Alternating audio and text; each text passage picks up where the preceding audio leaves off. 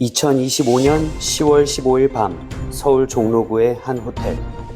온 국민이 다 아는 셀럽들이 한자리에 모인 파티장은 화려한 조명과 음악, 샴페인 잔 부딪히는 소리로 가득했습니다. 하지만 그 자리는 유방암 환우들을 위한 자선 행사 자리였습니다. 이 어울리지 않는 풍경을 어떻게 해석해야 될까요?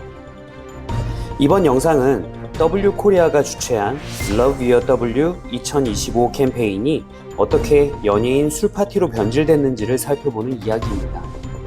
자선의 이름 아래에서 무슨 일이 있었는지, 그 과정에서 무엇이 가려졌는지 천천히 짚어볼게요. 이 행사는 올해로 20주년을 맞는 유방암 인식 개선을 위한 기념 행사였습니다. 주최 측은 저소득층 환우 수술비 지원과 조기 검진의 중요성 홍보를 목표로 내세웠죠.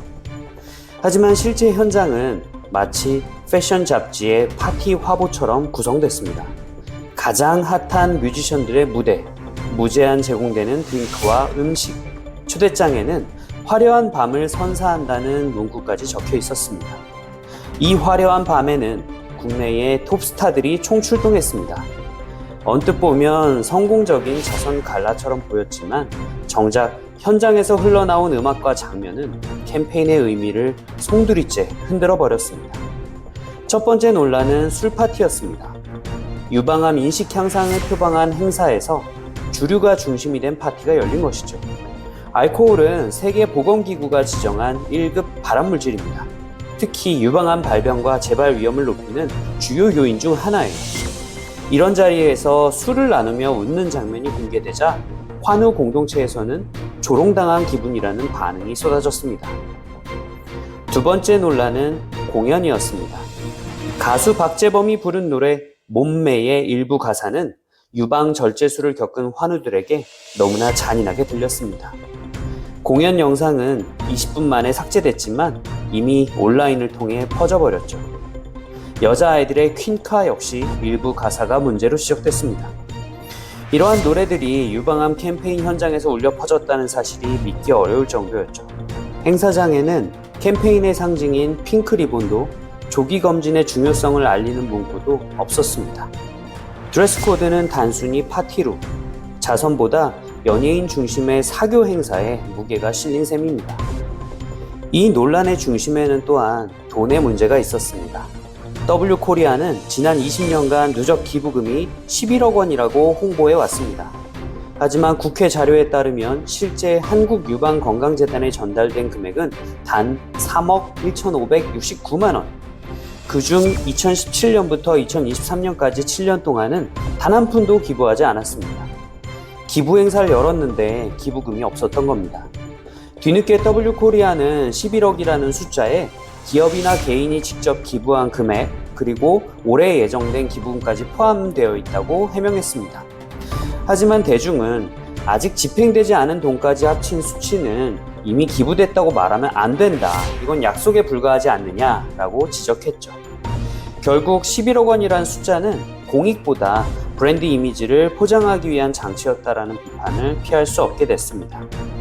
여기에 또 하나의 논란이 불을 붙였습니다. 편집장이자 행사 총책임자인 인물이 기부금 수혜기관인 한국유방건강재단의 이사로도 활동하고 있었던 겁니다. 모금 주체와 수혜기관의 책임자가 한 사람이라면 그 돈이 얼마나 투명하게 사용될 수 있을까요? 논란이 커졌지만 주최 측의 대응은 느렸습니다. 행사 영상은 삭제됐고 SNS는 조용했습니다. 공식 입장이 나오기까지 4일, 그리고 첫 발표는 사과가 아니라 기부금은 맞다는 반박문이었습니다. 환우들의 상처보다 재무적인 평판을 먼저 걱정한 거죠. 결국 10월 19일 뒤늦게 사과문이 올라왔습니다. 행사 구성과 진행이 적절치 않았다고 인정하며 유방암 환우 및 가족분들께 불편함을 드려 죄송하다라고 말했죠. 하지만 구체적인 문제였던 주류 제공, 선정적인 가사, 미성년자의 참석과 같은 것들, 이런 많은 문제들은 언급조차 되지 않았습니다. 행사 총괄 담당자는 자신의 SNS 게시물을 모두 비공개로 전환하면서 온라인상에서 자취를 감췄습니다. 여론은 빠르게 돌아섰습니다. 연예인 술파티다, 환자 조롱이다, 유방암 끼어 팔기다. 이런 키워드가 기사와 댓글을 가득 메웠습니다. 환우 커뮤니티에서는 이 행사가 우리를 이용했다라는 글들이 줄을 이었습니다. 우리는 발암 물질을 멀리하며 버티는데 그들은 술잔을 들었다. 그 말이 모든 걸 설명해 줬습니다. 이번 사건이 남긴 가장 큰 교훈은 코드워싱의 위험입니다. 좋은 일을 내세우지만 그 속을 들여다보면 브랜드 홍보와 흥행 중심으로 기울어버리는 구조. 대의를 팔고 진정성을 잃는 순간 캠페인은 더 이상 공익이 아니라 상품이 됩니다. 앞으로 이런 실패를 반복하지 않기 위해선 몇 가지 원칙이 필요합니다. 첫째, 행사와 사명의 일치. 건강 관련 캠페인이라면 건강을 해치는 요소는 당연히 배제해야 합니다. 두 번째, 급진적인 투명성이 필요합니다. 직접 기부와 제3자 모금, 행사 비용을 명확히 구분해서 모두가 볼 수 있게 제시할 수 있어야 합니다. 세 번째, 이해상충 없는 구조. 감시와 견제가 작동하는 독립적인 운영 구조를 갖춰야만 할 것입니다. 그리고 마지막으로 환자 중심의 기획. 진짜 주인공이 누구인지, 누구를 위한 캠페인인지 주최 측도 참여하는 사람들도 셀럽들도 모두 잊지 않아야 할 것입니다.